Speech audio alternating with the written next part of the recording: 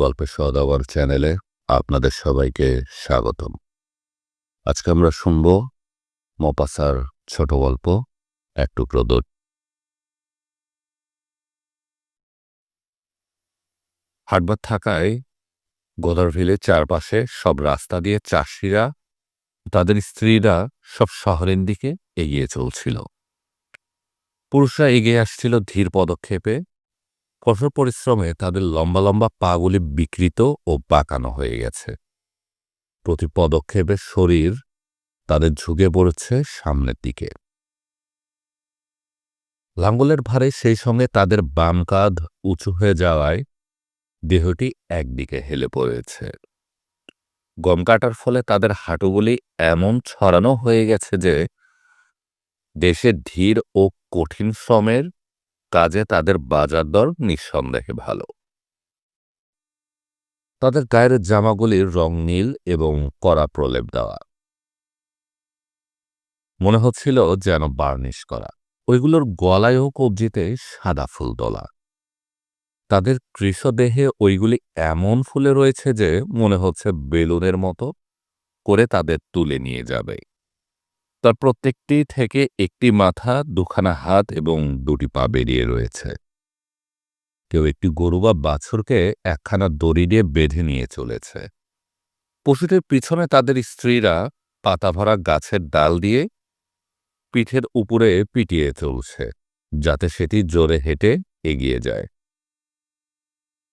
তাদের হাতে বড় বড় ঝুড়ি, তার কোনোটি থেকে মুরগি আর কোনোটি থেকে হাঁস মাথা বের করেছে। তারা তাদের স্বামীদের চেয়ে জোরে এবং চটপটভাবে হেঁটে চলছে। তাদের রোগা সোজা দেহগুলি ছোট ছোট শাল দিয়ে জড়ানো। সমতল বক্ষের তা পিণ্ডে আটা। একখানা সাদা কাপড়ের টুকরা তাদের মাথায় বাঁধা, তার উপরে লাগানো রয়েছে টুপি।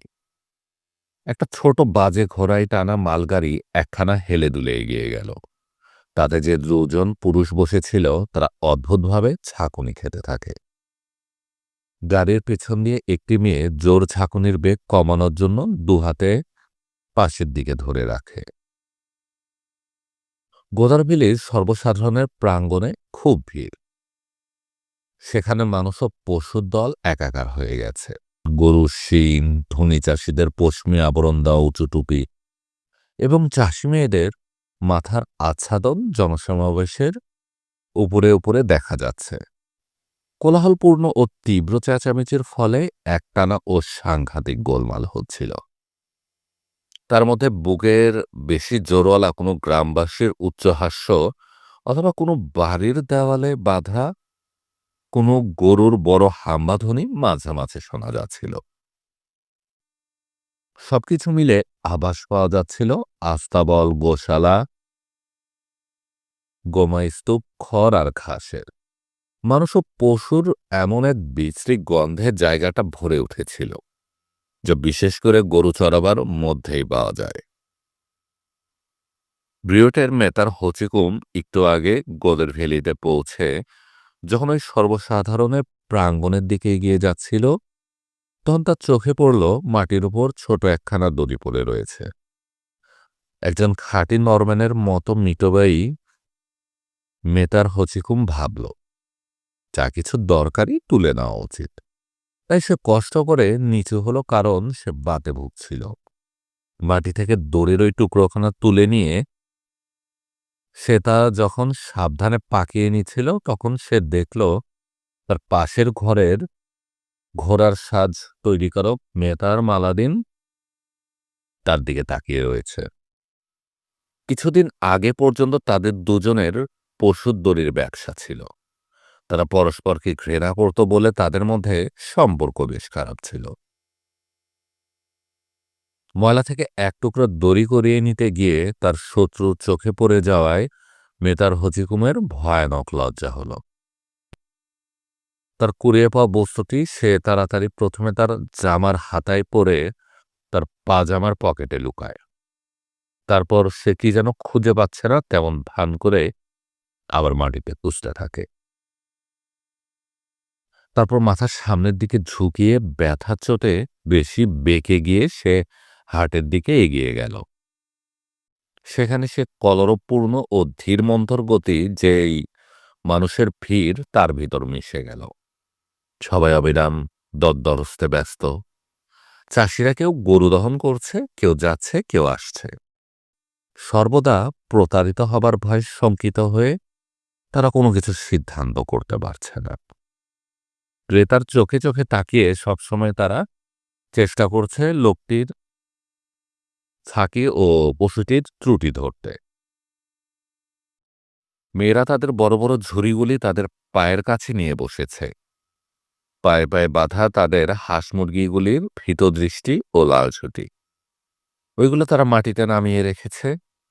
তারা দর শুনছে। তাদের দাম বলছে এক বিশুষ্ক ভঙ্গিতে, ভাবলেশীন মুখে। ক্রেতা যখন ধীরে ধীরে চলে যাচ্ছে তখন কিছু দাম কমাবার সিদ্ধান্ত করে তারা ডাক দিবে। আচ্ছা মেথর অথরাইন, তাই হবে, ওই দামে আপনাকে দিচ্ছি। তারপর ধীরে ধীরে সর্বসাধারণের সেই মাঠ খালি হয়ে যায়। গির্জায় দুপুরের নিয়মিত ঘণ্টাধ্বনি বলে। যা বেশিক্ষণ ধরে গিয়েছিল তারা নিজ নিজ দোকানে ছড়িয়ে পড়ল।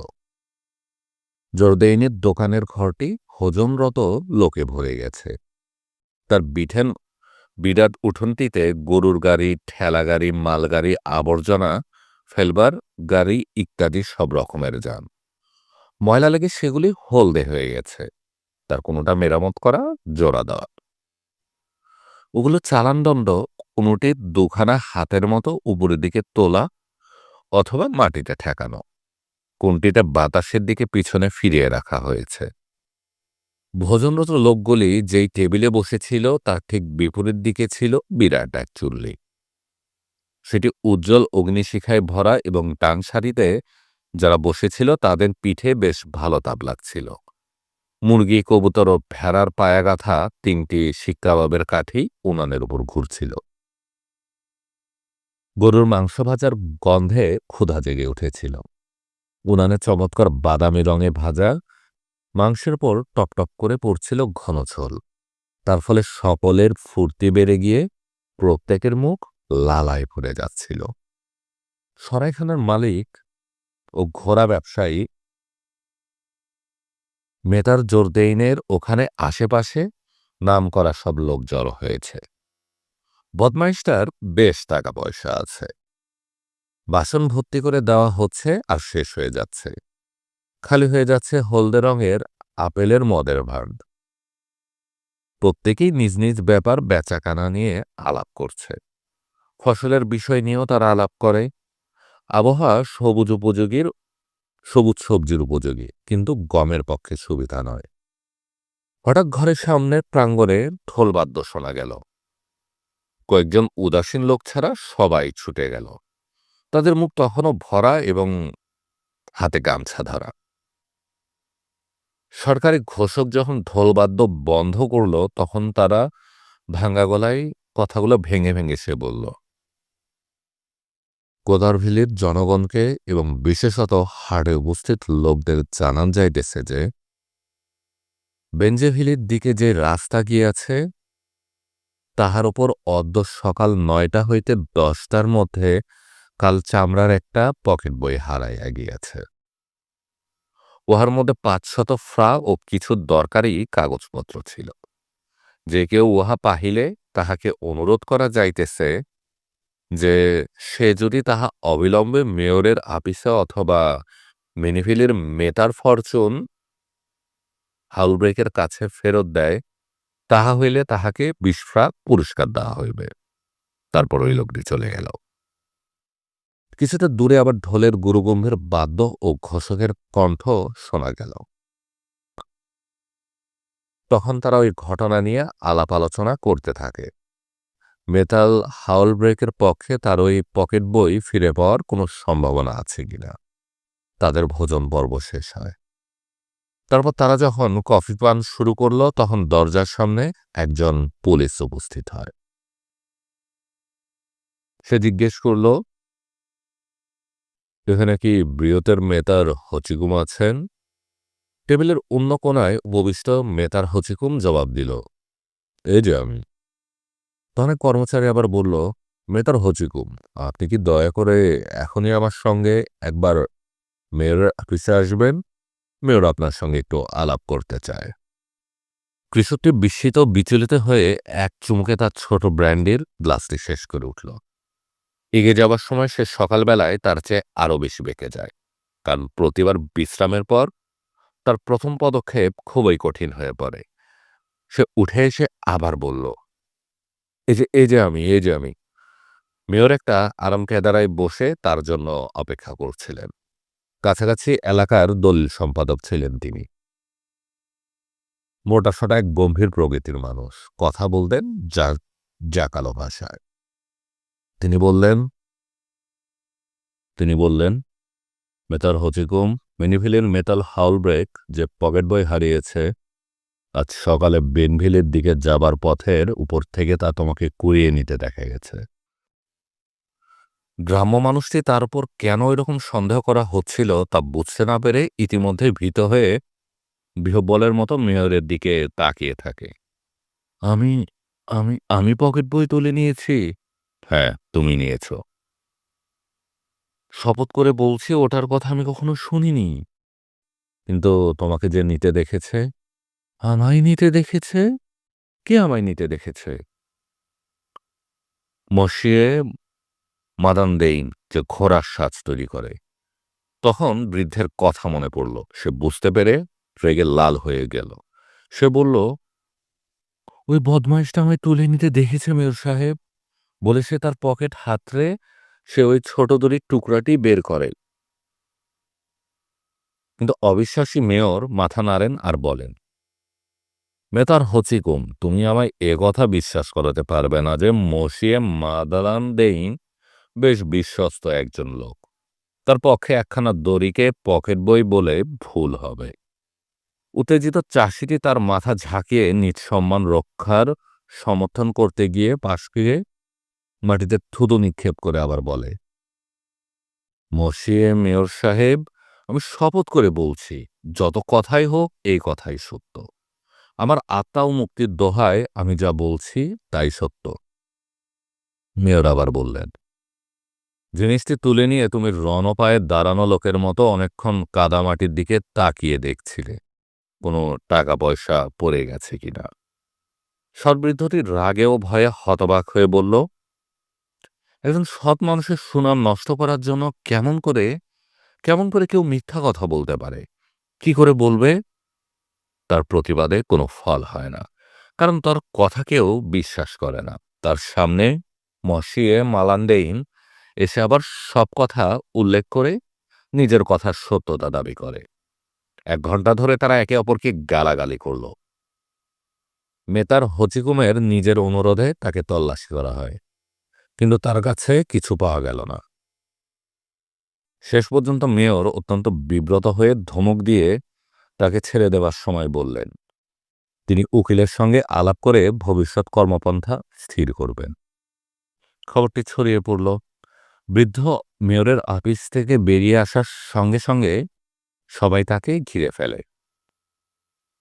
কেউ সত্যভাবে, কেউ হাসি ঠাট্টা করে নানা রকম প্রশ্ন করতে থাকে, কিন্তু তার মধ্যে কোনো ঘৃণার ভাব ছিল না। সে তাদের কাছে ওই দড়ির কাহিনী বলে। কেউ তাকে বিশ্বাস করে না। তারা সবাই তাকে হেসে উড়িয়ে দেয়। সে তার বন্ধুদের থামিয়ে দিয়ে তার সেই গল্প বারবার বলে, এবং সে যে কিছুই করেনি তা বোঝাবার জন্য তার পকেটগুলো উল্টে সকলকে দেখাতে থাকে। তারা বলল, যাও যাও বুড়ো পাজি কোথাকার। কেউ তাকে বিশ্বাস করছে না দেখে সে রেগে ওঠে, অত্যন্ত বিরক্ত ও বিচলিত হয়ে যায়। সে কিংকর্তব্য বিমূঢ় হয়ে তার কথার কেবল পুনরাবৃত্তি করতে থাকে। ক্রমে রাত হয়। তখন তাকে যেতে হবে। সে তার 3 জন প্রতিবেশীর সঙ্গে যাত্রা করল।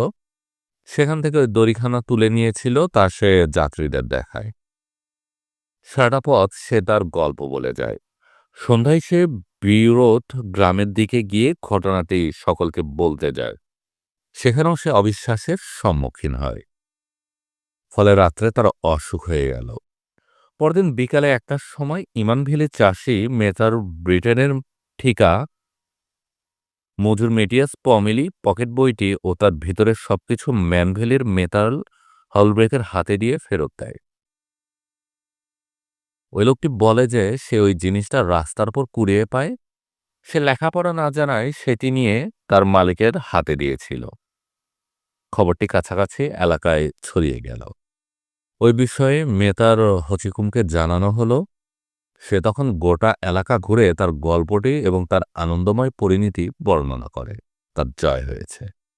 সে বলল, আমায় যা সবচেয়ে কষ্ট দিয়েছে তা ওই জিনিসটা নয়, তা হলো ওই মিথ্যে কথা। ওই মিথ্যের জন্য সন্দেহভাজন হওয়ার মতো লজ্জার কিছু নেই। সমস্ত দিন ধরে সে তার ব্যাপার সম্পর্কে গল্প করে। বড় রাস্তায় যেসব লোক চলাচল করছিল, মদের দোকানে বসে যারা সুরাপান করছিল এবং পরের রবিবারে যেসব লোক গির্জা থেকে বেরিয়ে আসছিল, সকলের কাছে সে তার কাহিনী বলে যায়। পথের অপরিচিত লোকদের ধরে সে তাদের কাছে সব কথা বলে। এখন সে শান্ত হয়ে গেছে, তবু কিসে যে তার মন খচখচ করছিল তা সে বুঝতে পারে না। তার গল্প শুনে লোকের মধ্যে হাসির ভাব লক্ষ্য হয়। মনে হয় তাদের যেন সম্পূর্ণ তবু কিসে যে তার মন খচখচ করছিল তা সে বুঝতে পারে না। তার গল্প শুনে লোকের মধ্যে হাসির ভাব লক্ষ্য হয়। মনে হয় তাদের যেন সম্পূর্ণ বিশ্বাস হয়নি। সে বুঝতে পারে তার অগোচরে তার সম্বন্ধে মন্তব্য চলছে। পরের সপ্তাহে মঙ্গলবারে ওই বিষয়টি আলাপ করার জন্য বিশেষ আগ্রহ নিয়ে সে গোদের ভ্যালি হাটে গেল। তাকে দেখে মালান্দেইন তার বাড়ির দরজায় দাঁড়িয়ে হো হো করে হাসতে থাকে। কেন? ক্রিকিউটের এক চাষির সামনে সে এগিয়ে গেলে লোকটি তাকে কথা শেষ করতে না দিয়েই তার ভুঁড়িতে এক ঘুষি দিয়ে তার মুখের ওপর বলল, তুমি এক বিরাট পাজি। তারপর তার দিকে পেছন ফিরে লোকটি চলে গেল। মেতার হচিকুম বিভ্রান্ত হয়ে পড়ে। তাকে ওরা বিরাট পাজি বলছে কেন? যখন সে জাওরদেইনের সরাইখানার টেবিলে গিয়ে বসল, তখন সে আবার ঘটনাটি ব্যাখ্যা করতে থাকে। মনভিলিয়ার্স থেকে আগত এক ঘোড়া বিক্রেতা তাকে বলল, রেখে দাও তোমার ওসব কথা, বুড়ো জচ্চর। ওইসব ফাঁকি পুরনো হয়ে গেছে। তোমার ওই দড়ির টুকরোর সব খবর আমি জানি। থতমতভাবে হচিকুম বলল, কিন্তু পকেট বইটা যে খুঁজে পাওয়া গেল। তখন সেই লোকটা জবাব দিল, থামো থামো বাবাজি, একজন খুঁজে পায় আর একজন দিয়ে খবর দেয়। যেমন করেই হোক ওই ব্যাপারের সঙ্গে তুমি জড়িত আছো। কৃষকটি রুদ্ধশ্বাসে দাঁড়িয়ে থাকে। সে বুঝতে পারল যে পকেট বইটি পেয়ে সে তার কোনো সাথী বা প্রতিনিধির মারফত সেটি ফেরত দিয়েছে বলে তারা ওকে দোষ দিচ্ছে। সে প্রতিবাদ করার চেষ্টা করে। তখন টেবিলের সবাই জোরে হেসে ওঠে। সে তার খানা শেষ না করে ঠাট্টা বিদ্রুপের মধ্য দিয়েই সেই স্থান ত্যাগ করে। রাগে ও বিভ্রান্তিতে অত্যন্ত বিরক্ত ও লজ্জিত মনে সে ঘরে ফিরে গেল। তার নর্মাঞ্চিত বুদ্ধি নিয়েও তারা যেসব দোষে তাকে অপরাধী বলেছে তা যে করার সাধ্য তার নেই, এই কথা ভেবে তার মন আরো ভেঙে যায়। তার তীক্ষ্ণ বুদ্ধির কথা যদিও জানা ছিল, তবু তার নিজের নির্দোষিতা প্রমাণ করা তার কাছে অসম্ভব মনে হল। সন্দেহের অবিচারে তার অন্তর গভীরভাবে ব্যথিত হয়ে পড়ল। তারপর সে ওই ঘটনার বিষয় আবার পুঙ্খানুপুঙ্খভাবে বর্ণনা করতে থাকে। প্রত্যেকদিন ওই কাহিনীকে সে দীর্ঘ করে, তার সঙ্গে যোগ করে নতুন যুক্তি, আরো সউৎসাহ প্রতিবাদ, আরো অনেক শপথ। সে যখন একা একা বসে ভাবে, তখন ওইসব কথা সে কল্পনা করে নিয়েছে। ওই দড়ির টুকরার কথা তার মনকে ঘিরে রাখে। যতই লোকে তাকে কম বিশ্বাস করে, ততই তার আত্মপক্ষ সমর্থন গোলমেলে এবং যুক্তিগুলি হালকা হয়ে যায়। তারা অগোচরে ওরা বলে ওসব মিথ্যে অজুহাত। শুনে তার মনে লাগে এবং ব্যর্থ প্রচেষ্টায় নিজেকে একেবারেই ক্ষয়ে ফেলে। সবার চোখের সামনে সে দিন দিন শুকিয়ে যেতে থাকে। মজাদার শ্রোতারা কোনো সৈনিককে যেমন করে কোনো যুদ্ধের অভিযানের কাহিনী বলার জন্য অনুরোধ করে, তেমন করে তাকে তার দড়ির কাহিনী বলতে বলে। গভীর ব্যথায় তার মন দুর্বল হতে থাকে। ডিসেম্বরের শেষ দিকে সে শয্যাশায়ী হল। জানুয়ারির প্রথম সপ্তাহে তার মৃত্যু হয়। তার মৃত্যুকালীন প্রলাপে সে তার নির্দোষিতা প্রমাণের জন্য খুব ছটফট করতে করতে বলছিল, এক টুকরা দড়ি, এক টুকরা দড়ি, দেখুন দেখুন, এই যে মসিয়ে মেয়র, এক টুকরা দড়ি। গল্পের সওদাগরে আপনারা শুনছিলেন মোপাসার ছোট গল্প এক টুকরো দড়ি। এরকম আরো ছোট গল্প শুনতে চাইলে আমাদের গল্পের সওদাগর চ্যানেলে চোখ রাখুন।